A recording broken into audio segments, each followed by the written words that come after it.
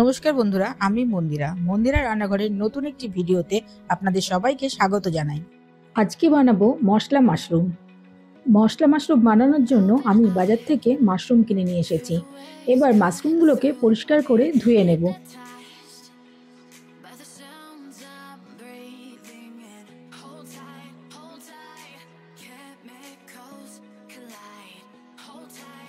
মাশরুমগুলো 3 থেকে 4 বার জল পাল্টে পাল্টে পরিষ্কার করে ধুয়ে নিয়েছি।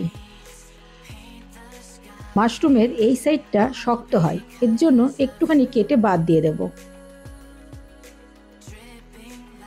আমি বড় মাশরুমগুলোকে 4 টুকরো করব আর ছোট মাশরুমগুলোকে 2 টুকরো করে কেটে নেব।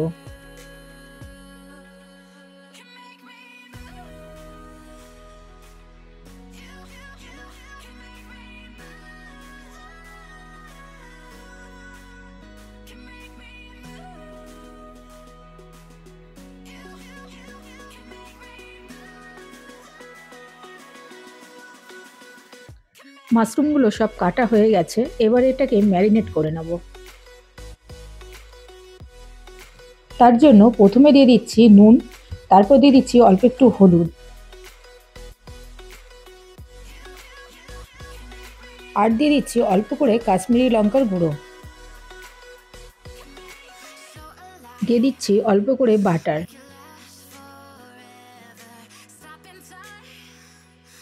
তারপর এটাকে ভালো করে আমি মেখে নেব। আপনারা বাটারের বদলে সর্ষের তেলও ব্যবহার করতে পারেন।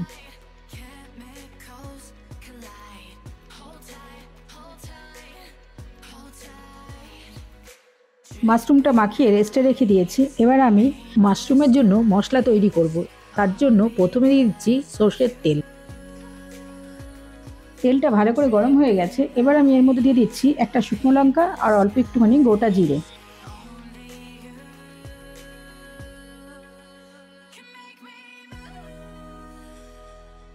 এবার দিয়ে দেবো আমি মিহি করে কুচানো পেঁয়াজ।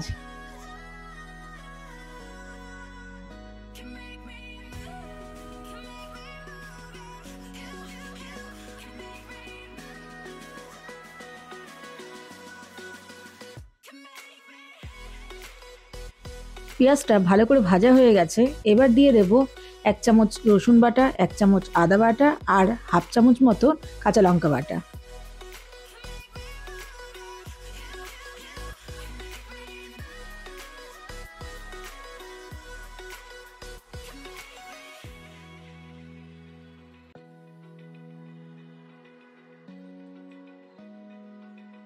আদা, রসুন, কাঁচা লঙ্কা ভালো করে ভাজা হয়ে গেছে, এবার দিয়ে দেব টমেটো বাটা।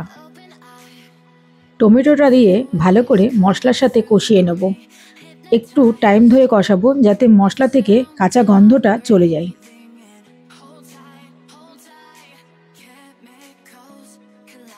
টমেটোটা ভালো করে কষানো হয়ে গেছে, টমেটো থেকে কাঁচা গন্ধও চলে গেছে। এবার দিয়ে দেবো গুঁড়ো মশলাগুলো। গুঁড়ো মশলার মধ্যে আছে অল্প করে ধনে গুঁড়ো, অল্প করে ঝাল লঙ্কার গুঁড়ো, অল্প কাশ্মীরি লঙ্কার গুঁড়ো আর অল্প একটু হলুদ। সবকটা মশলা দিয়ে 2 থেকে 3 মিনিট ভালো করে একটু কষিয়ে নেব।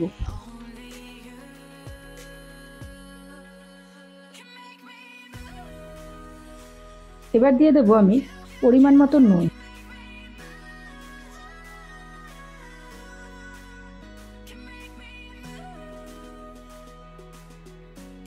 মশলাটা ভালো করে কষানো হয়ে গেছে, এরপর আমি এর মধ্যে দিয়ে দেবো অল্প করে কাজু বাদাম বাটা।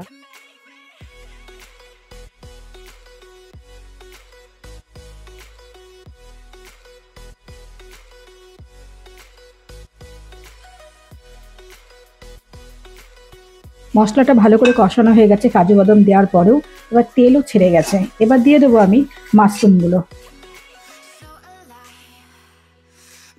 মাশরুমগুলোকে ভালো করে মশলার সাথে মিশিয়ে নিচ্ছি।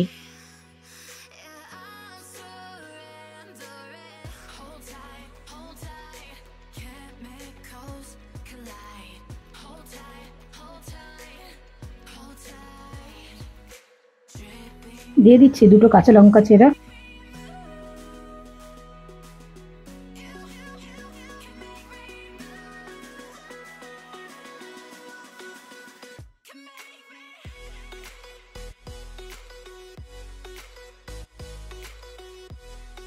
এবার আমি মাশরুমটাকে 2 থেকে 3 মিনিটের জন্য ঢাকা দিয়ে রেখে দেব।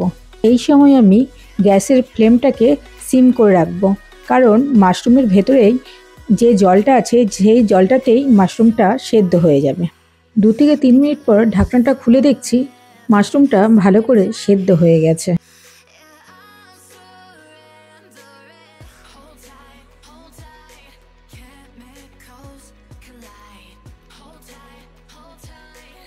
এবার এর মধ্যে দিয়ে দিচ্ছি অল্প একটু কসুরি মেথি।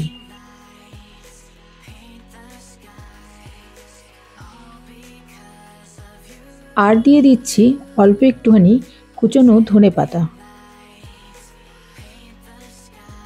মাশরুমটা আমার রান্না হয়ে গেছে, এবার আমি নামিয়ে নেব। নামানোর আগে দিয়ে দিচ্ছি অল্প একটু গরম মশলার গুঁড়ো।